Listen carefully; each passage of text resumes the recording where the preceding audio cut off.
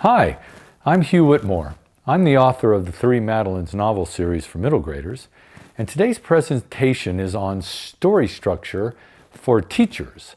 I also have a story structure presentation in my series on encouraging young authors, where I boil story structure down to 3 steps to help middle graders and younger writers just get an idea of the basics, where they need to go and how to elevate their writing by using story structure.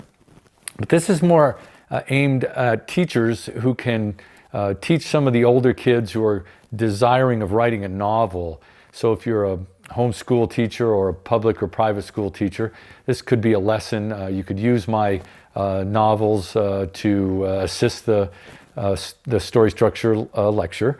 And today we'll be mainly referring to the first book in the Three Madelines series, the recipe. So story structure forms the foundation, the backbone of writing. You really can't write a novel, a play, a movie without knowing it, and correspondingly, every author knows this. You can't do it without it. And it really is something that creates a great freedom and a great ability to express oneself once you learn it. As far as teaching materials, obviously I'm going to be referring to my first book, The Recipe, but generally out there's a lot you can get on story structure. I think the standard is called Save the Cat by Blake Snyder. He's a now deceased Hollywood screenwriter, and I feel you can learn a lot from that, and it's good to read, but I felt it was too elaborate. I felt there were too many plot points and that it would stifle creativity. And I've also heard professionals teach an 8-point story structure, so a less plot points, and I've narrowed it down to 10. So I think what I have is a nice balance, something also that beginning novelists can work with and use and pick up well. And always remember within the story structure that it's the creativity and of the writer that's going to be brought out. Some people seem to chafe under the idea that novels, movies, and plays are written in a certain way, but it's the structure that will set you free to be really creative and put your emotions into your main character. And that's the bottom line, is that a novel or a movie or a play is about the emotional journey of your main character. So let's get into the 10 plot points, the 10 points of story structure. The first one is you introduce your character in the old world. Well, why do we call it the old world? It's basically the current world to your reader who tunes into this movie or reads this novel and sees the character being described. But it's called the old world because it's going to change. Because you cannot have a good novel without change and without tension. So you introduce your main character in their current life, doing what they do. The action is neither going up, it's not getting great and wonderful for our hero, our main character, it's not getting worse. We're getting to know them, and it's a chance to be sympathetic and like this character. And then plot point number 2 happens. And that is called the inciting incident. Some people call it the call to action. And I call it the inciting incident because it has to incite your main character emotionally. It has to be a really big change is thrown upon them. So in my case, my main character is near the end of the 5th grade. She lives in California, and her mother drops this bomb on her that they're moving to Colorado in 1 month, halfway across the country. So it's truly a huge change in her life. She doesn't want to leave school. She doesn't want to go to a new place. They have moved. This will be the 3rd time in 2 years. So this really is an inciting incident. And actually this is a helpful tip to your novel writers, is you can sort of, as long as you're using these plot points, you can break the rules a little bit once you get good at them, is I sort of blended number 1 and number 2, which is I used the very first chapter, basically on the first page, to introduce my character, but also to introduce plot point number 2, which is the inciting incident, where this happens, because this is a way to grab your readers right into your novel, is to have this thing happen right away. It's a little risky because you want your readers to be empathetic to your character. But then I go ahead and go forward and I show my main character in her old world as she's doing the next thing, which is plot point number 3, which is the responding to plot point number 2, the inciting incident. So 1, we introduce our main character in the old world. 2, there's the inciting incident. And 3, it's the reaction of your main character. And now I always write my main character as if she's a hero.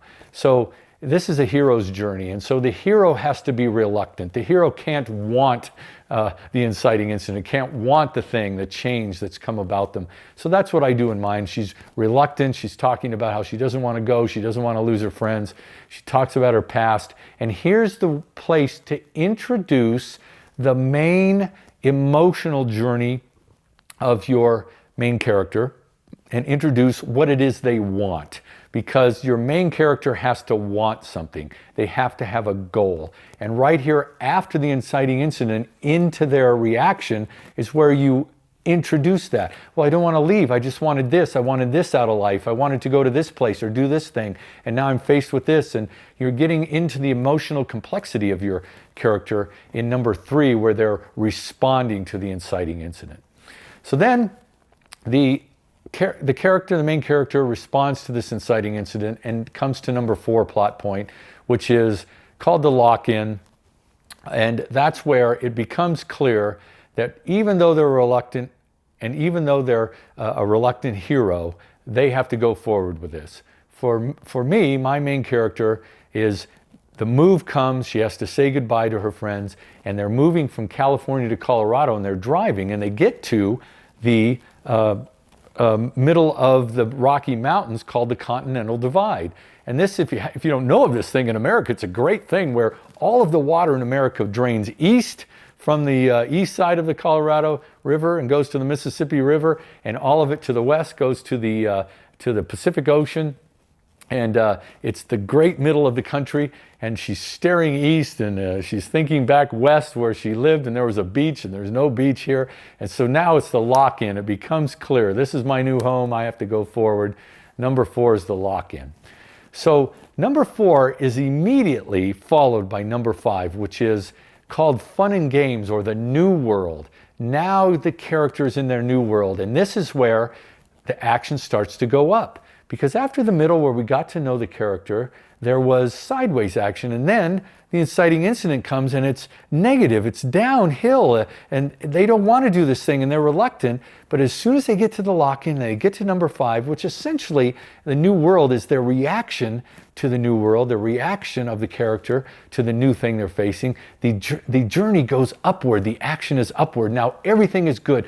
The family of my main character drives by a ski resort, and she's always wanted to ski, and she sees this skiing incident happen, and the family argues over this thing because her mother doesn't want her to ski, and it's too dangerous, and we get into more tension, and there's always got to be tension in your novel. So, but it's good in the mind of my main character. It's good. There's a ski resort, and then soon thereafter she meets these 2 new main attending characters, 2 main secondary characters who are best friends, and they're both named Madeline, and that's how the 3 Madelines come about. And it's fun and games with them, and it's exciting, and she gets to meet these new people and have good friends, and it's all upward from here. And one of these 2 good friends is very kind of manipulative and talks her mother into letting her go skiing with him. And it's upward, upward, upward. And we're going to plot point number 6, which is the middle of Act 2, the middle of the book, where the best thing happens. It's called a false victory. It's a great thing happens that the main character thinks is their best day ever or a great victory. And for my character, it's going skiing, and they see the beauty, and she sees the Continental Divide now from the ski resort that they drove by. It's just this wonderful, exciting thing. And as soon as you get to number 6, which is this false victory, plot point number 6, you have to go right into number 7, which is everything starts to fall apart from the hero, and the action is back down from there. So now we're into number 7, which is the hero falls apart and their world falls apart. This new fun and games false victory starts to fall apart in number 7. And so for my main character, these two new best friends she has, sort of desert her on the ski slope, and she gets wiped out by somebody, and it's almost really dangerous. She could have really been injured, and she's mad at them for the first time, and then she, on the way home, she's morose and sitting by herself and in the car, and then this lightning happens, which is foreshadowing of something coming later, and so the action is starting to go down. And then number 8 happens, is the antagonist, which is the anti-force in your novel. For me, it's this girl named Amanda Tyndall at their school, and she's a bully, and she's just really awful, and she ends up hating this girl, and the antagonist gets introduced in a big way, because now in number 7, your main character was starting to pull inward and to feel down. They were feeling up, and now their emotional journey is starting to turn inward and to see what it was that we were talking about in plot point number 3, which was a hero's response, which is, I wanted this thing out of life, and now they're starting, everything's falling apart, they're turning inward, they're so, I'm losing, everything's lost, and I thought it was all good, and now they're turning inward, I wish I could do this, if I could just overcome this. And that's what my main character Madeline's doing, is she's thinking that, oh, I wish I could stand up to these things and stand up to this person at school, and I can't, and other people do this, and they start just going to self-doubt. And it's the emotional journey from neutral to great to down and worried, and they're kind of even paranoid that the future isn't going to turn out the way they like. And that's what's happening in number 7 and into number 8, where the antagonist really draws this out of the main character, of course, who is also called the protagonist. So we're into number 8. The antagonist comes in, and a big event happens in number 8. There has to be some face-off, something that happens with the antagonist. And for my character, there's this big event at school where I don't want to give it away because it's really key to the novel, but she sort of butts heads with this person, and it creates a bad situation for everybody, for the antagonist, the protagonist, the main supporting characters. Everybody gets into trouble, and this is where we get into number 9, which is then after the big face-off with the antagonist, the main character has to look inward and have an epiphany. Number 9 is the epiphany, where they finally realize what it was that was getting at them, why they couldn't overcome the emotional problem that they had, because they couldn't overcome themselves, really. And for my character, she realizes that she was rejecting everything her new friends were giving her, good friendship and support, and she was thinking it was too much and they were being too intrusive, and there was some tension between them over this. But she really realizes, it's good friendship that is going to get me through this thing, and I just have to rely on that. And that's the epiphany. And what's interesting about the epiphany, number 9, is that in the novel, we have upward action and downward action, and now we've come to the pit of this epiphany, and they have it, and it's all uphill from here, and the main character doesn't need to learn anything anymore. Now with the epiphany, the emotional change for the better, they know exactly what they need to do, and my character sets out to do it. And Madeline goes, and she needs to meet her friends and talk about something that's coming up, and to come to some conclusions about this thing. But unfortunately, there's a big plot twist, and this is what you need after the epiphany. You always need something. The main character has their goal, and there's something has to get in the way of the goal, and just when they think they're going to get that goal, in number 9, after the epiphany, throw in a plot twist. I have these huge, crazy, dangerous endings, and that's what gets in between. They're starting to talk about it. They're going to work this thing out, but then this big ending comes, and then the hero has to put into play the thing they learned in number 9. Number 10 is the hero acts upon what they learned internally to make themselves better. And my hero, my main character, acts as a hero, saves herself, saves her best friends in this horrible situation that's crazy. And that's basically mostly the end of the novel, 10 plot points, but there's kind of an 11th because you need to tie your novel up and make it a nice little bow for your readers. After 9, the hero comes, she overcomes, in my case, the hero overcomes what was inside him, and then they discuss it, and everybody talks it out in my case, and they admit they were doing this, and they admit they were doing that to one another, and to each other, and how it could have been better, and how it worked out in the end. So I have a happy ending. Not every novel is a happy ending, but it is good to wrap up a novel. So let's quick go through them. 1, introduce the character in the old world. Sideways action. 2, inciting incident starts the downward action. 3, the hero's response, which is they're reluctant. 4, there's a lock-in. Now they have to go forward. And 5 happens right after that, the new world, where the action starts to go back up. And it gets to number 6, which is the false victory in the middle of Act 2, which is the middle of the book. And then 7, after that, everything starts to go down again. The antagonist gets introduced.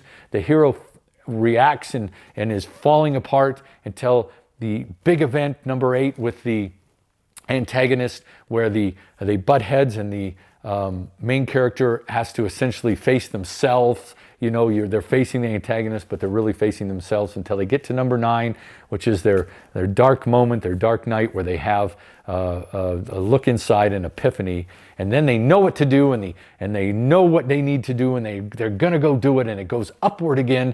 But then there's a plot twist, and before the hero can act to save herself, save her situation, get to the place she wanted, help her friends in this case, in my book, and then get to where they then have a number of kind of 11, which is the wrap-up. So that's story structure. Very fun. Got to learn these things. You can write them down on note cards. What I just do is write them down on 10 pages in my novel, and because in Word you can do that, or whatever your word processing is, and then you can build a little here and build a little there, build your ending, plot to it. You can put a little dialogue here, knowing where it's going to go there. Story structure just will free up your authors to really be creative and know where they're going, know where their story's going to be, know where their character's going to be, and it'll really improve their writing and make them get on their way to writing a great novel.